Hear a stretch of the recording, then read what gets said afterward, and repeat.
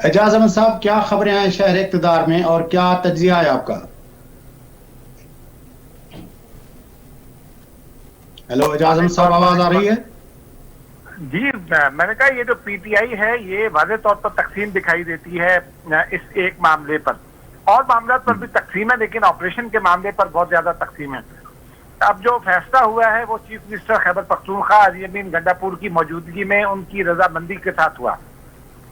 तमाम रिपोर्ट्स उनको वहां दिखाई गई। एक रिपोर्ट तो कल मैंने अपने प्रोग्राम में भी शेयर की थी कि अफगानिस्तान से टीटीपी के जो अनासिर हैं वो पाकिस्तान में इन्फिल्ट्रेशन की कोशिश कर रहे हैं, और पाकिस्तानी फौज के जवान उसको मुसलसल नाकाम बना रहे हैं। पिछले एक महीने में उनकी जानिब से मुतअद्दिद ये कोशिशें हो चुकी हैं।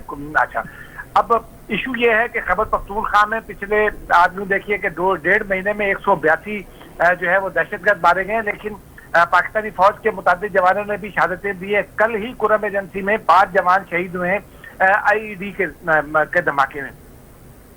अब वहाँ जो ऑपरेशन है उसे आप कुछ भी नाम दे लें, ज़र्ब अज़्म कह लें, अज़्म पाकिस्तान कह लें, लेकिन उसकी एक जरूरत बड़े अरसे से एक महसूस की जा रही थी, क्योंकि ये जो कॉम्बिंग ऑपरेशन हैं या ये जो इंटेलिजेंस बेस्ड ऑपरेशन है ये अकेले ये आइसोलेटेड प्लेसेस पर हो रहे हैं या आइसोलेटेड एफर्ट के साथ हो रहे हैं। कुर्बानियां भी दी जा रही हैं, मुसलसल फौजी जवान जो है ना वो शहीद हो रहे हैं।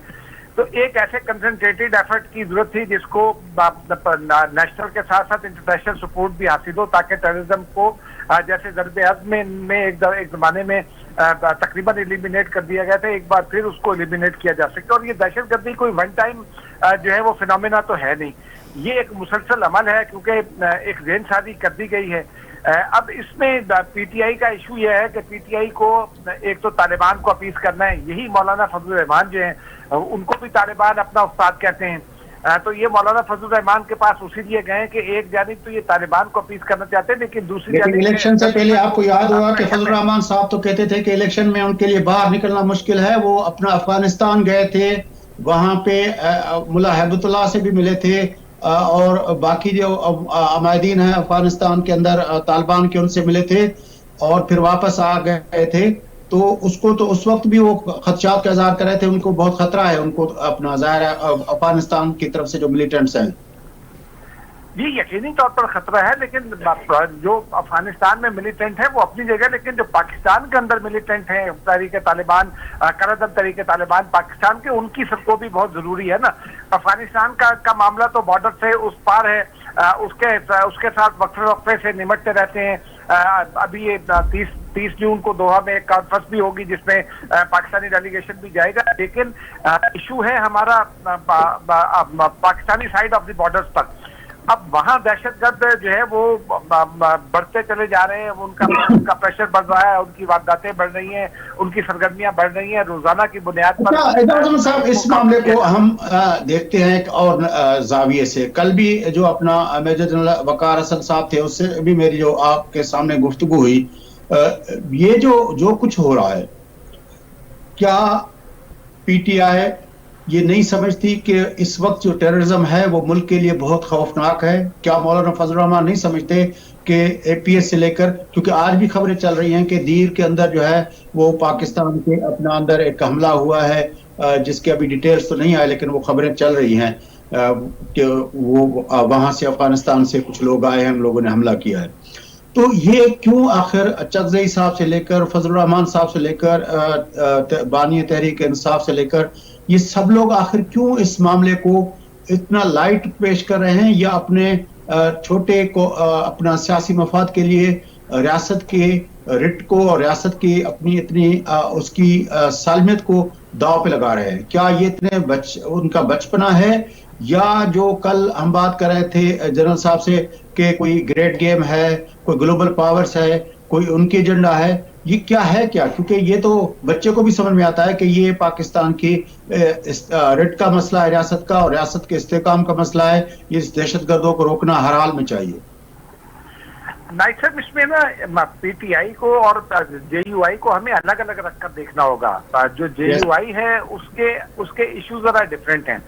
मिसाल के तौर पे मौलाना फजल रहमान जो है वो उनके जो मदारिस हैं खैबर पख्तूनख्वा की, वो पश्तून बेल्ट में और जो ट्राइबल बेल्ट है उसमें वो ज्यादा वो दीनी मदारिस हैं, اور وہ مائنڈ سیٹ ہے، وہ وہی مائنڈ سیٹ ہے ان مدارس میں بچوں کا جو آلموسٹ تحریک طالبان افغانستان کا ہے اور پھر تحریک طالبان پاکستان کا ہے۔ مولانا فضل الرحمان جو ہے وہ بہت طویل عرصے سے ٹی ٹی پی کی بھی وکالت کر رہے ہیں، لیکن وہ کھل کر ٹی ٹی اے کی وکالت کرتے ہیں، یعنی افغان طالبان کی۔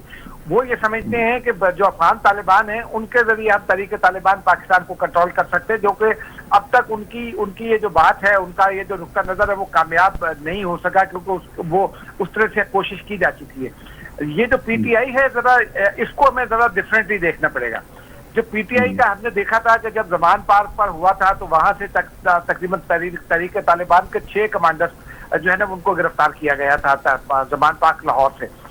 پھر ہم نے یہ بھی دیکھا کہ جو ان کے زیر اثر علاقے ہیں یا جن علاقوں میں ان کا خوف ذرا زیادہ ہے، وہاں ٹی ٹی پی کے لوگوں نے پی ٹی آئی کے لوگوں کو جتوانے میں کردار ادا کیا۔ ٹی ٹی پی کے لوگوں نے پیمفلیٹ بانٹے پی ٹی آئی کے لیے۔ پی ٹی آئی کو اپنے انتخابی جو معاملات ہیں نا اس کے ساتھ ساتھ، اور پی ٹی آئی چونکہ اس وقت متحارب ہے اسٹیبلشمنٹ کے ساتھ، اس کا مطلب تو یہ ہوا نا کہ یہ جو کنسٹیٹوئنسی جو پہلے فضل الرحمان صاحب کو سپورٹ ہوتی تھی یا اس کی کنسٹیٹوئنسی تھی، وہ اب ایک طرح سے پی ٹی آئی نے اس سے چھین لی ہے۔ تو یہ تو ان کے درمیان رائیولری ہوئی، لیکن ابھی تو ان کے جو اسد کیسر صاحب کی بات ہوئی ہے، ابھی تو وہ ایک فارمل اتحاد کی شکل میں جا رہے ہیں۔ دیکھیے نا، مولانا فضل الرحمان بھی انہی علاقوں میں سے جیتتے ہیں، ان کی نشستیں ہیں وہ۔ آپ ابھی اگر حالیہ انتخابی نتائج بھی دیکھیں تو ان کے امیدوار جو ہیں وہ اگر پی ٹی آئی سے ہارے تو وہ تھوڑے فرق کے ساتھ ہارے، زیادہ تر جگہوں پر نمبر 2 پر مولانا فضل الرحمان رہے۔ پھر مولانا فضل الرحمان یہ سمجھتے ہیں کہ وہ تحریک طالبان افغانستان کے ذریعے تحریک طالبان پاکستان کے لوگوں کو جو ہے وہ ذرا ٹھنڈا کر سکتے ہیں، اپنے حق میں کر سکتے ہیں، نیوٹرلائز کر سکتے ہیں۔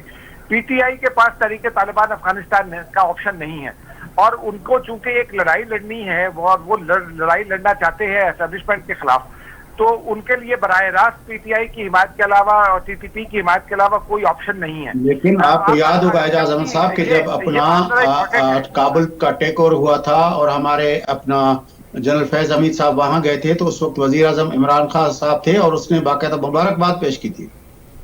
وہ پرانی بات ہے، لیکن ذرا کل کی تقریر سنیں نا، آج بیرسٹر گوہر کی تقریر سے پہلے جو کل کی تقریر ہے شہریار آفریدی کی، ذرا اس کو بھی سنیں۔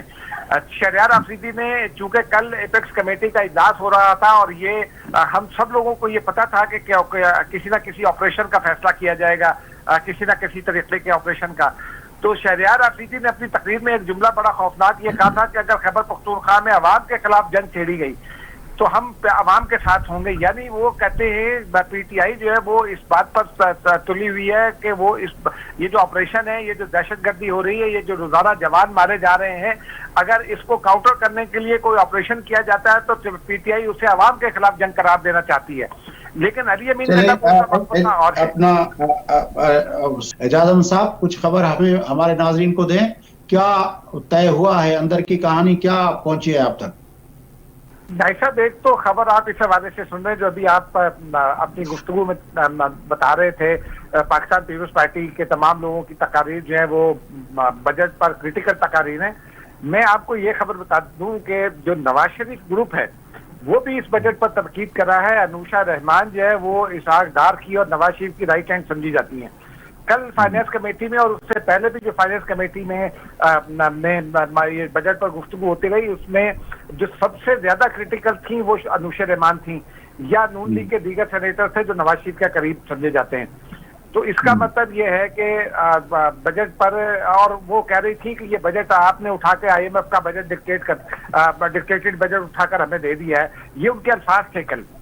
تو یہ دونوں جماعتیں کریٹیکل ہیں۔ اس کی وجہ یہ ہے کہ ان کو یہ پتا ہے کہ اگر موجودہ حالت میں بجٹ جو ہے وہ نافذ ہو گیا تو ان کے لیے سیاست کرنا ذرا مشکل ہو جائے گا پنجاب میں۔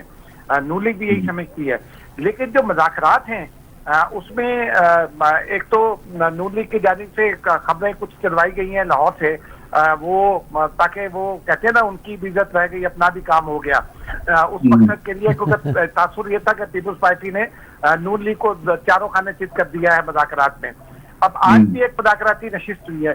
پاکستان پیپلز پارٹی یہ سمجھتی ہے کہ پنجاب میں 35% حصہ جو ہے وہ، یعنی یہ جو ڈسٹرکٹ کمیٹیاں ہیں، بیوروکریسی کی تقرر اور تبادلے ہیں، وہ ان کی 35% اضلاع میں ان کی مشاورت سے ہونا چاہیے، وہ خاص طور پر جنوبی پنجاب میں۔ اچھا پھر جنوبی پنجاب میں آج جیسے نوابزادہ افتخار نے معاملہ اٹھایا کہ جنوبی پنجاب کا سب سے بڑا ڈسٹرکٹ ہے مظفر گڑھ. مظفر گڑھ میں سڑکیں ٹوٹی ہوئی ہیں, کوئی انفراسٹرکچر بالکل نہیں ہے. وہ کہتے ہیں کہ اس کے اوپر توجہ دیں, حکومت ہماری نہیں ہے, گالیاں ہم کھاتے ہیں کیونکہ وزیر اعلیٰ پنجاب جو ہے وہ مریم نواز ہیں اور ہمارا حکومت میں کوئی شیئر نہیں ہے. تو پیپلز پارٹی دیکھیں نون لیگ نے اس کے جواب میں کچھ کنڈیشن رکھی تھی جس پر آج اطلاع ہے کہ پیپلز پارٹی نے بھی کچھ لچک کا مظاہرہ کیا ہے. نون لیگ یہ سمجھتی ہے کہ جو شیئر وہ پنجاب میں دے گی پیپلز پارٹی کو, کابینہ کے اندر بھی دے گی اور جو ڈسٹرکٹ لیول کی کمیٹیاں تک جہاں تک نمائندگی کی بات ہے تو نون لیگ وہ شیئر سندھ میں مانگ رہی ہے.